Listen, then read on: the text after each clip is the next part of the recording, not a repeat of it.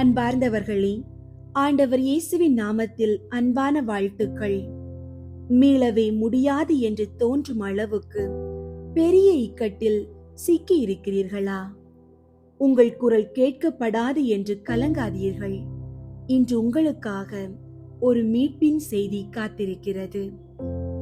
இன்றைய நாளுக்கான இறைவார்த்தை யோனா 2ஆம் அதிகாரம் 2ஆம் இறைவார்த்தை.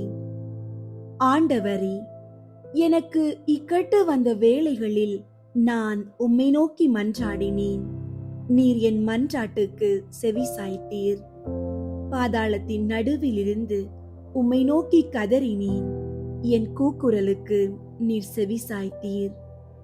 அன்பார்ந்தவர்களே, திருவிவிலியத்தில் இறைவாக்கினர் யோனாவை பாருங்கள். ஒரு பெரிய மீனின் வயிற்றுக்குள் ஆழமான கடலின் இருளில் ஒரு பாதாளத்தை போன்ற நிலையில் அவர் தவித்தார். அங்கிருந்து அவர் தப்பிக்க மன ரீதியாக எந்த வழியும் இல்லை. ஆனால் அந்த இக்கட்டான நிலையிலும் அவர் ஆண்டவரை நோக்கி மன்றாடினார். மீனின் வயிற்றுக்குள் இருந்த யோனாவின் மெல்லிய குரல் விண்ணகத்தில் இருக்கும் இறைவனின் செவிகளை எட்டியது. ஆண்டவர் கட்டளையிட அந்த மீன் யோனாவை கரையில் கக்கியது. இன்று நீங்கள் எந்த இக்கட்டில் இருந்தாலும், அது தீராத நோயோ, கடன் சுமையோ, மன அழுத்தமோ, அங்கிருந்தே ஆண்டவரிடம் ஜெபியுங்கள்.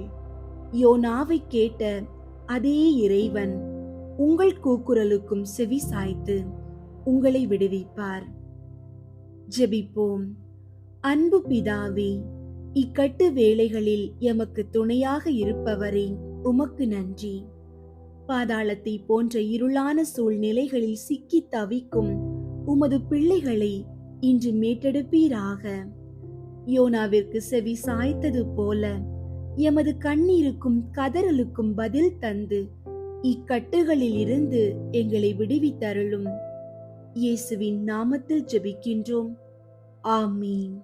அன்பார்ந்தவர்களே, உங்கள் இக்கட்டு எதுவாக இருந்தாலும் ஆண்டவரிடம் செல்லுங்கள். அவர் உங்களுக்கு பதில் தருவார். ஆமீன்.